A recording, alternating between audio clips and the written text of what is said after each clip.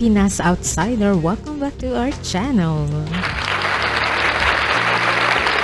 And for today's video, makikimarites na naman tayo sa mga latest issue at news ngayon. Pero bago yan, huwag kalimutan mag-like and subscribe to our YouTube channel. Let's go! Mag-oppose kung dapat i-oppose yan dahil talagang search para nag-implement na sila ng search warrant, hindi na sila nag-serve ng warrant of arrest pag ganun.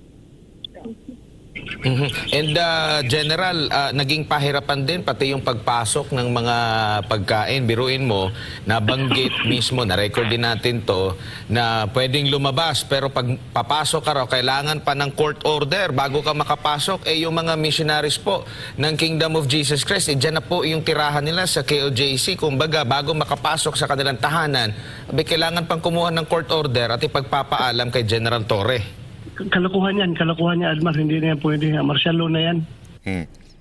Kalokohan yan. Kasi yan ang sinabi, di ba? Naka-mic si Torre, ha? Talagang dinala niya pa yung napakalakas niyang turotot. Walang lalabas, walang manalo, walang manalo. Mga ganun-ganun pa ang animal.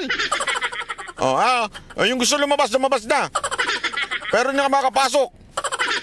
Ano to? Take over? Yun na sinabi niya Yung gusto lumabas na, pero yung mga pag lumabas akin, hindi makapasok. Sino ka para sabihin mong hindi pwedeng pumasok dyan? Sabi nga ni, martial law na yan. Wala kang court order to take over KOJC. Asan ng court? Sandali. Linawin ho natin. Ang police, nasa executive branch. They only execute laws. Laws made by the House or laws implemented or napagdesisyonan na ng justice system natin, which is the judiciary. Okay? Pag yun po ay merong batas na inisyo from the court o take over, ganito, yan pwede. You only execute it. Pero dito, wala na. Si Torre na ang batas. Bawal nang lumabas. Dinaig mo pa si Kim Chiu. Walang biro. Dinaig niya pa si Kim Chiu.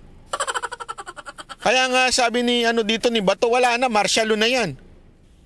Hindi na yan, unlawful na yan. Very unlawful na yan. Very unlawful na yan. Kaya nga alam mo, akala ni Torre makakalusot sa dito. Lahat yan nakabidyo. Lahat yan ididemanda ng KOJC. Sasampa sa korte yan.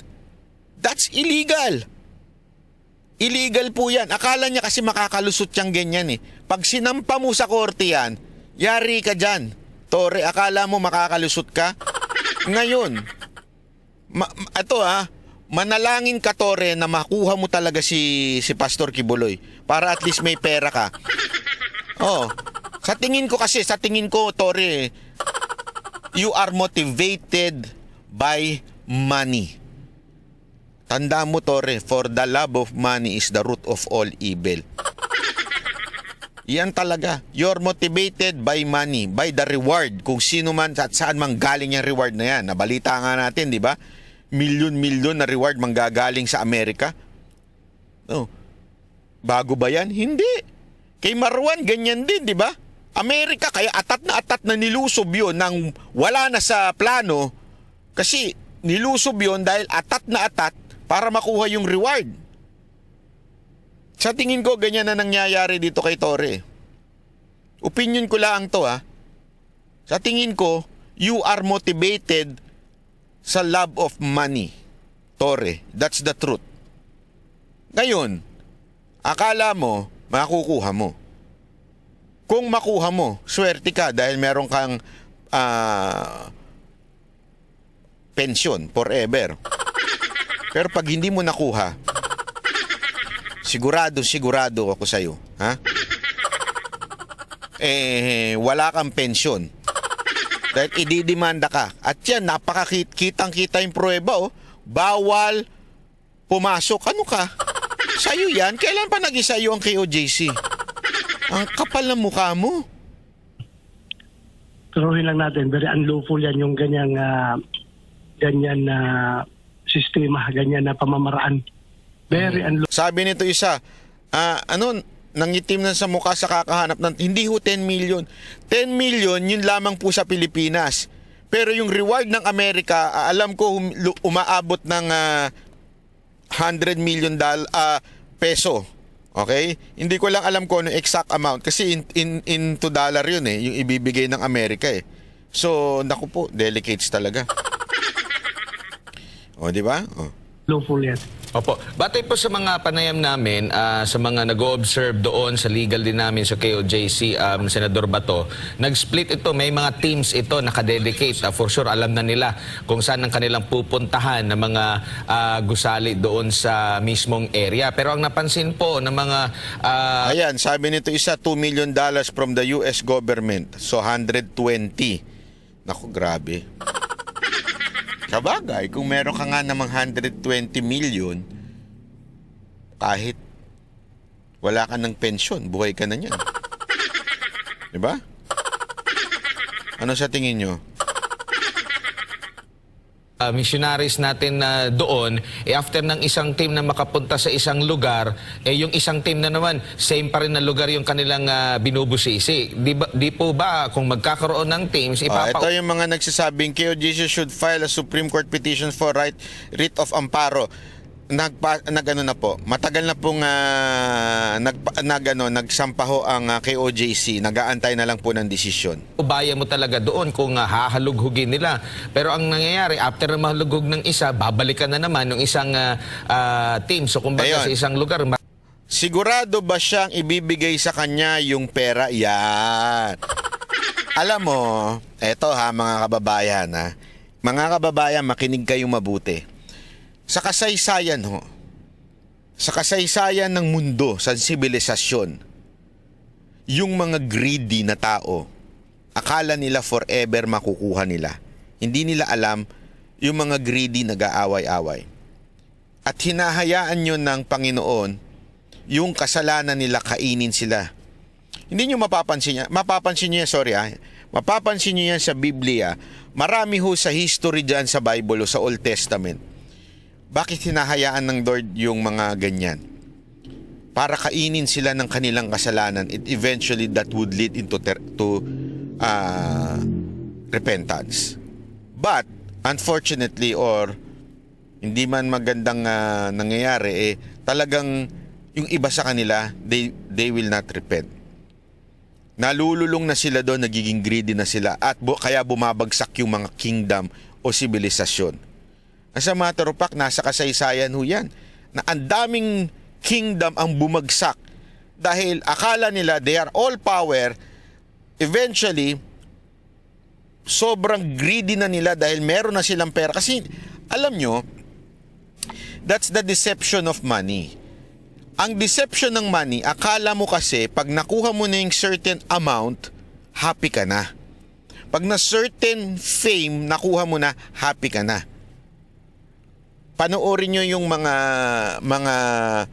sikat na mga documentary. May isa nga ako huling pinanood, yung kay Elton John, yung kay Elvis Presley.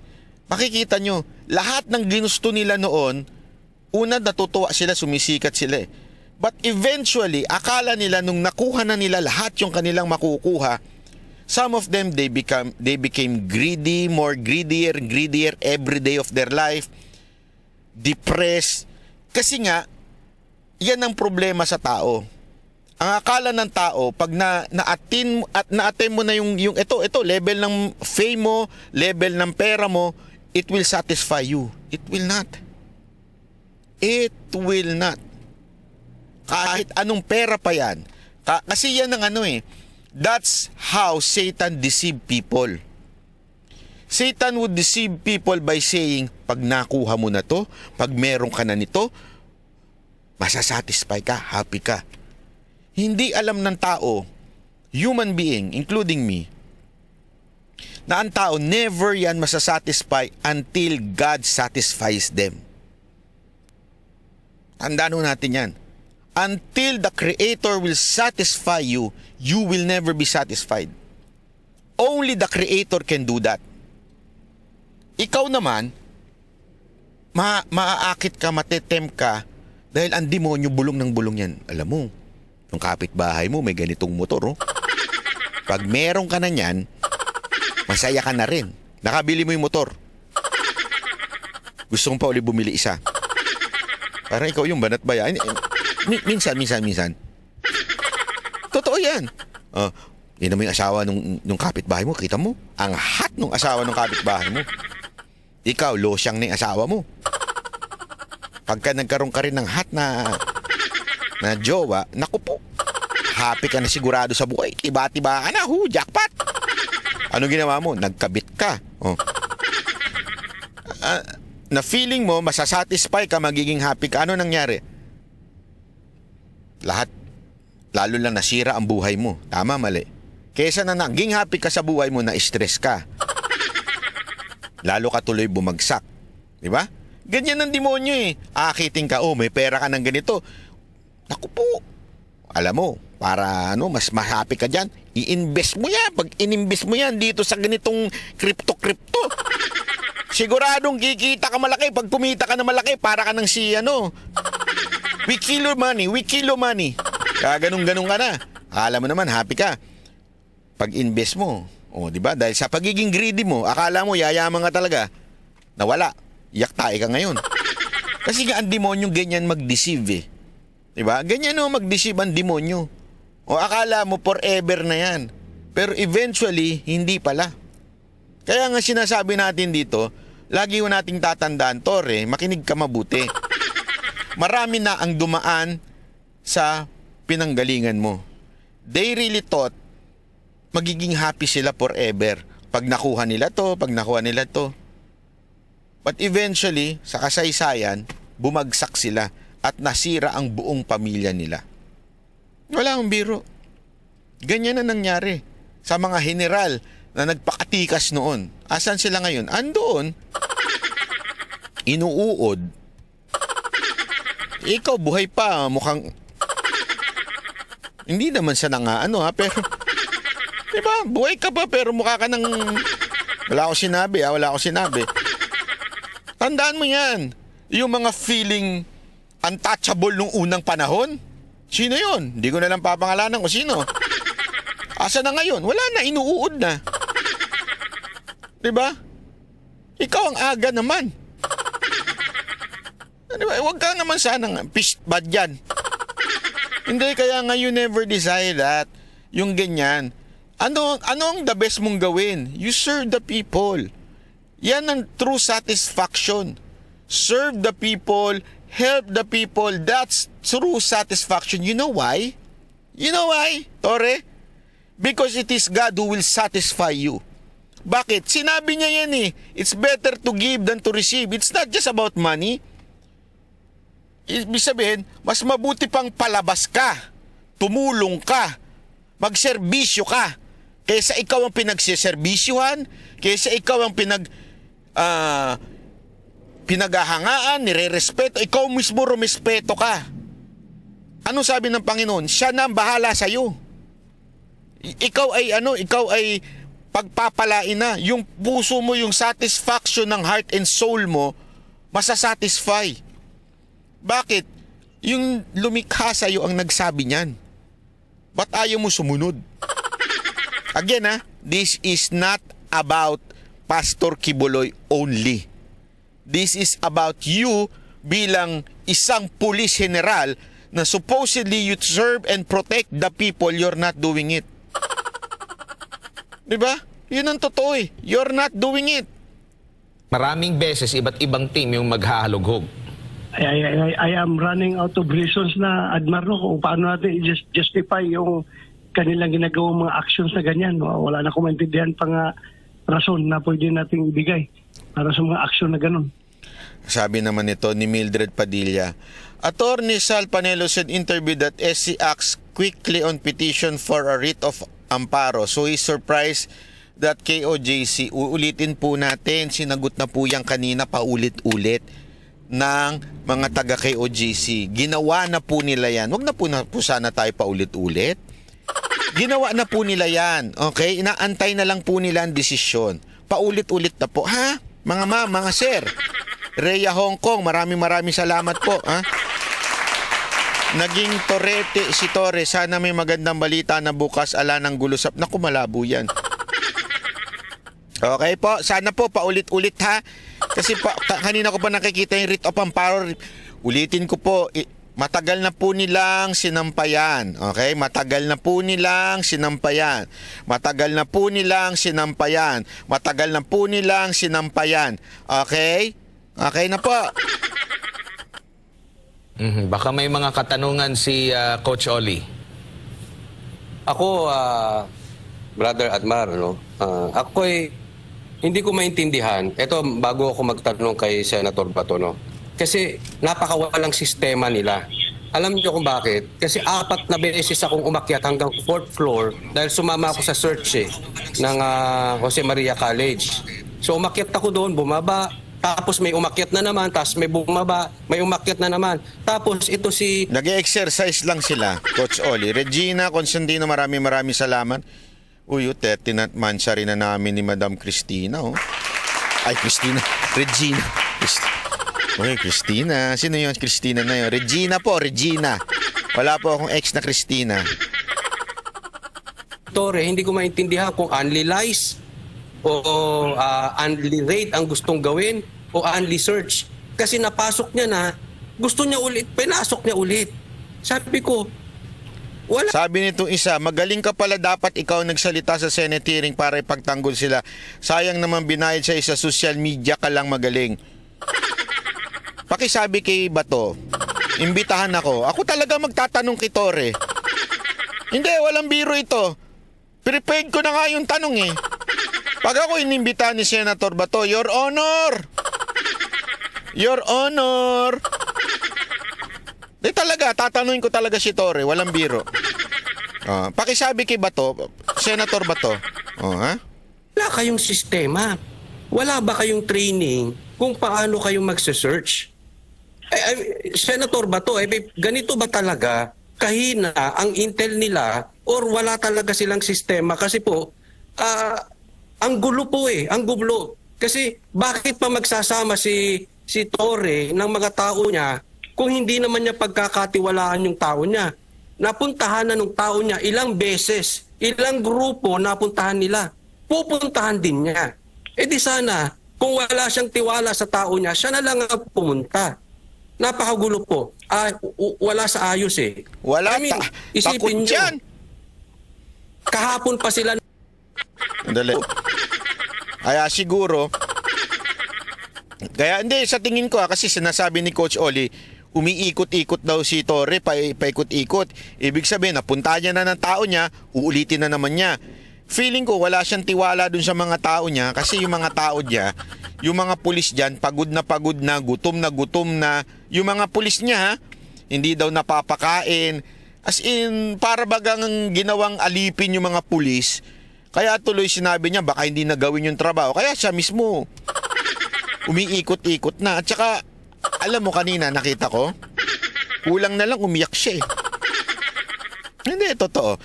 Feeling ko talaga, iiyak na siya kanina Kasi para, palpak na naman ako. Isa na akong katatawanan dito sa PNP. Kasi sabi niya, sigurado daw siya na andyan Pati daw yung dingding tumitibok. Mantakay mo sa dingding may tumitibok daw. Alam mo, isang tanong ko lang dito kay Torre pag nakita kami sa Senado. Kasi Senator Bato, imbita mo na ako Isang tanong ko lang dito, pahiya ito. Sigurado ko, isang tanong lang ko dito. Kaya lang,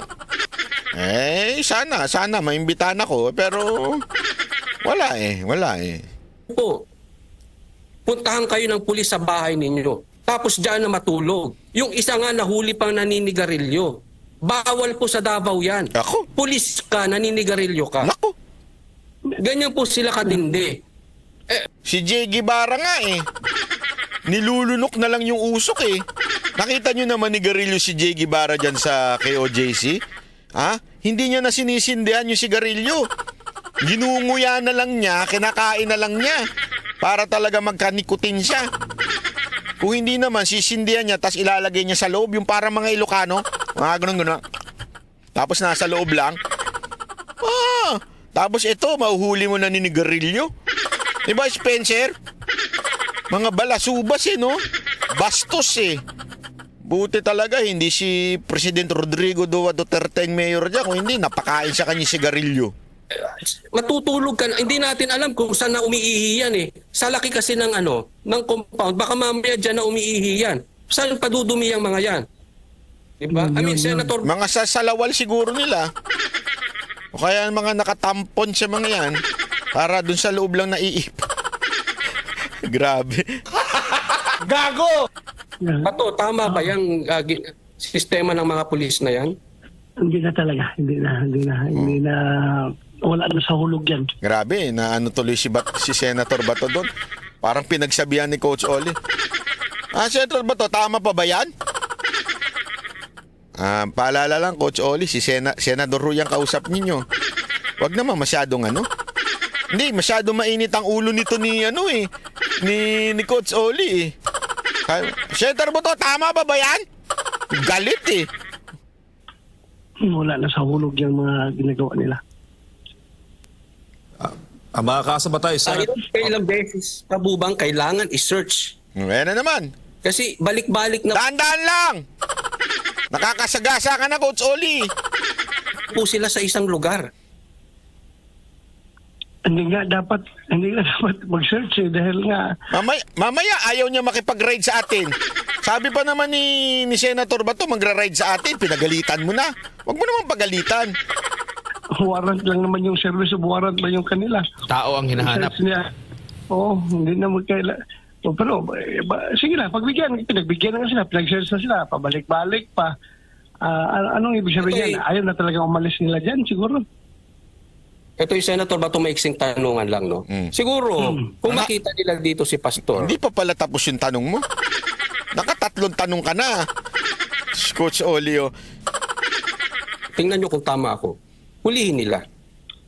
Pero kung hindi nila makita dito si Pastor, hindi ba dapat ay being a gentleman, ito si Torre ay mag-resign?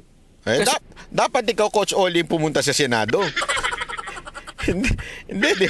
Tama ba ako, Spencer? Kasi sabi nung iba dito, masyado ka maalam, banat ba ikaw ang pumunta sa Senado?